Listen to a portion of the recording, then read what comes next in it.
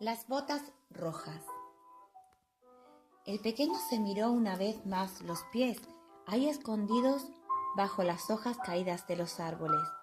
Estaban sucios, llenos de barro y porquería, pero el chico mostraba una sonrisa de felicidad en su rostro, jugando inquieto con las hojas caídas, moviendo los dedos en una especie de danza, sintiendo quizás como la tierra impregnaba y masajeaba cada uno de sus pequeños dedos. Empezó a frotar la planta de uno de sus pies descalzos, negros por la mugre, sobre la pantorrilla del otro y emitió una pequeña carcajada. Se estaba bien en aquel pequeño jardín de los señores, donde la señorita Julia le invitaba cada tarde a acompañarle y le leía las historias de un libro. Era un libro muy bonito, con dibujos en color y grandes garabatos y manchas negras que la muchacha definía como letras. El rapaz tenía una edad indefinida, pero era el 10º de 10 hermanos. Podría decirse que tendría unos 8 años, año arriba, año abajo. Eso sí, era de mente inquieta, quería aprender como los señores de la casa grande. Tenía inquietud por saber y casi lo consiguió en cierta ocasión en que la profesora del pueblo, que se encontraba a unos kilómetros del lugar, apareció así sin más. En principio, el niño pensó que aquella mujer alta de mirada rara, con aquel extraño moño que le tiraba para atrás del pelo, se tocaba tanto la cara y no paraba de alisarse el vestido, conseguiría el milagro de que sus padres le permitiesen ir algún día que otro a la escuela. Sabía que de ser así, tendría que caminar mucho, pues ellos no disponían de mulo o asno que les sirviera de transporte. Y así parecía en un principio, hasta que el pequeño preguntó con timidez si alguno de sus hermanos podía acompañarle, ya que ninguno de ellos sabía leer ni escribir. Aquella mujer extraña, que no dejaba de atusar su vestido, se quedó muda de repente, para luego empezar a articular improperios varios contra los padres de ambas criaturas, preguntando por la educación recibida por el resto de los hermanos y que se presumía inexistente.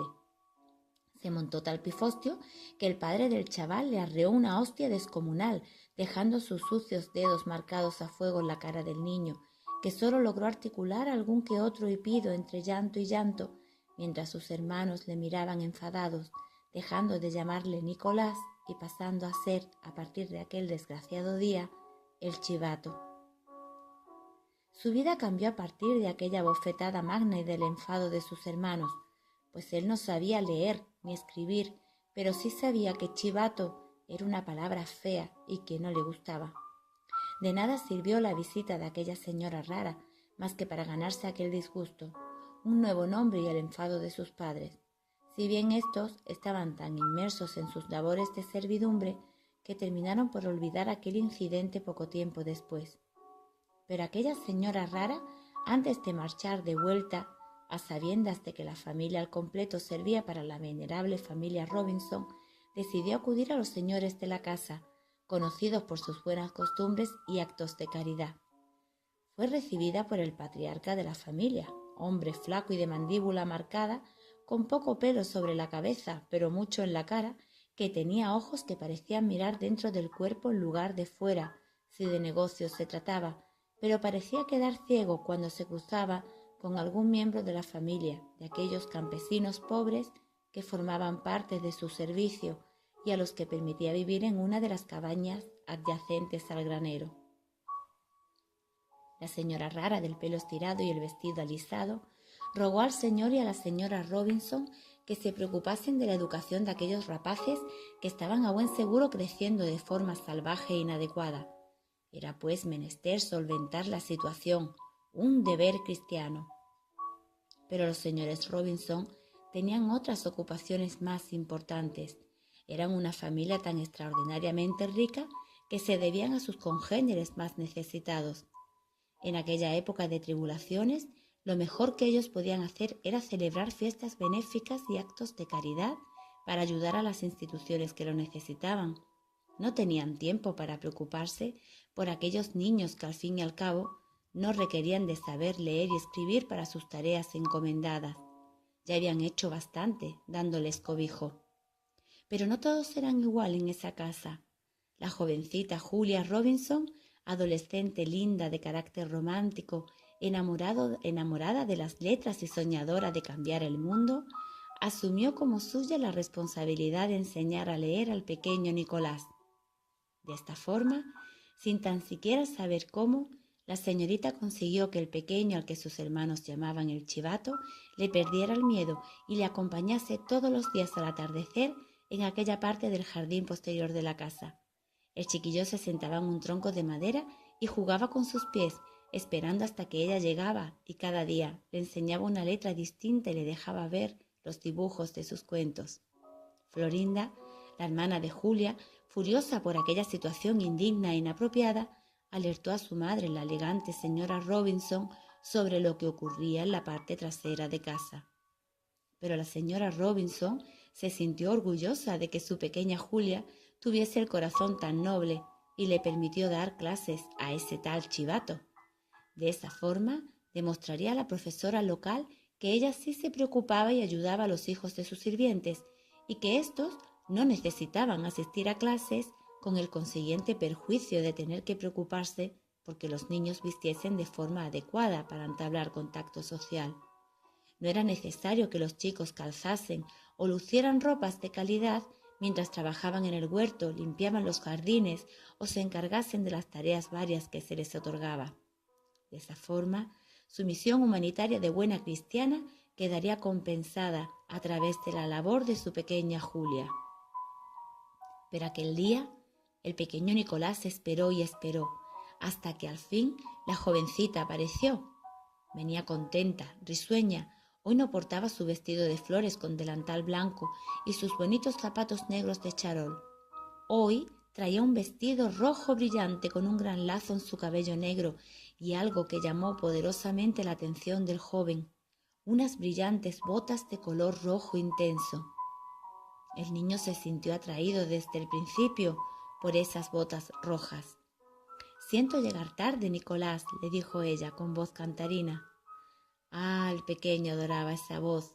Ella era la única que le llamaba por su nombre y se sentaba junto a él en aquel tronco. Le divertía ver cómo ella colocaba un pequeño pañuelito antes de sentarse con gracia y enderezar mucho su espalda. El pequeño siempre le sonreía, mostrando aquellos dientes que habían empezado a salir, cubriendo un hueco de forma torcida y que le daban un carácter pilluelo a su sucia cara de niño bueno. «Qué guapa viene hoy, señorita Julia», le dijo sin poder dejar de mirar las botas de la chica. Ella se tapó la cara sonriendo. No quería mostrar los dientes cuando reía. Su madre le había dicho que las señoritas habían de cuidar esos detalles. «Gracias, Nicolás. Hoy te voy a leer un cuento que habla de un joven que tenía unas botas tan preciosas como estas que me ha regalado mi papá». Y así, la joven comenzó a mostrar un nuevo libro al pequeño, que hoy solo podía concentrarse en aquellas botas y en cómo él mismo se veía reflejado en ellas de tanto que brillaban. Aquella misma noche las volvió a ver brillar, solo durante un instante, bajo la luz de la luna, antes de que quien las llevaba las envolviese en un sucio saco de los del cobertizo y entrase con ellas en las cuadras. Pero fue al día siguiente cuando el pequeño Nicolás y sus hermanos escucharon unos gritos ahogados y vieron a la joven Julia llorar desconsolada al ser llamados a las cocinas. Alguien había robado sus hermosas botas rojas. Todos estaban desconsolados por ella. A nadie le gustaba ver a la señorita llorar con tanta pena. A su lado, su hermana Florinda no dejaba de mover las manos en el aire con gesto de enfado. «¡Ha sido él!», gritó con voz de pito, señalando con el dedo recto y acusador al pobre Nicolás. «Yo no he sido, señorita, yo no he sido», le dijo él, mirándola con una súplica en sus ojos. Pero lo que vio le dejó sin habla. Los ojos tiernos de la señorita Julia se habían vuelto duros. Lo miró como jamás lo había mirado antes. El niño no dijo nada, solo se quedó helado, con los ojos muy abiertos y un ligero temblor en los labios, mientras una lágrima comenzaba a huir reverde. «Yo no he sido», volvió a insistir. Florinda no cejó en su empeño. «Ha sido él, ha tenido que ser él, te lo dije, Julia. No debes pasar tanto tiempo con ese niño sucio y desarrapado. Te pegará los piojos y su necedad, no es más que un chivato». Fue entonces cuando la madre del pequeño, mujer callada que pocas veces rompía el viento con el sonido de su voz, intervino en esta pequeña historia. Era una mujer menuda, débil en apariencia y afanosa en sus labores. Parecía ser un fantasma que apenas se sentía vivo, salvo cuando se dirigía a sus pequeños. Una mujer que tenía un atisbo de esperanza de que uno de sus hijos aprendiese a leer al fin. Ella era silenciosa y por tanto observadora, y observó. El brillo de malicia en los ojos de la señorita Florinda, la incomprensión avivada por la rabia en los ojos de la señorita Julia, el goce en cierta forma en la señora Robinson. Como casi siempre, la ausencia del señor Robinson, que era el único capaz de suavizar a la señorita Florinda, la culpa y el desanjelo en la mirada de Luis, su hijo mayor, que no dejaba de mirar al suelo, una fijación obsesiva en sus pequeñas botas rotas y embarradas de un número extrañamente inferior al que le perteneciera a un muchacho de su edad. Con cautela se acercó a su hijo Nicolás y observó también el brillo del dolor en sus ojos. Hijo mío, somos gente pobre, pero honrados. ¿Has tomado tú las botas de la señorita Julia? El niño levantó sus ojos ya abnegados en lágrimas y de un golpe seco las limpió con rabia.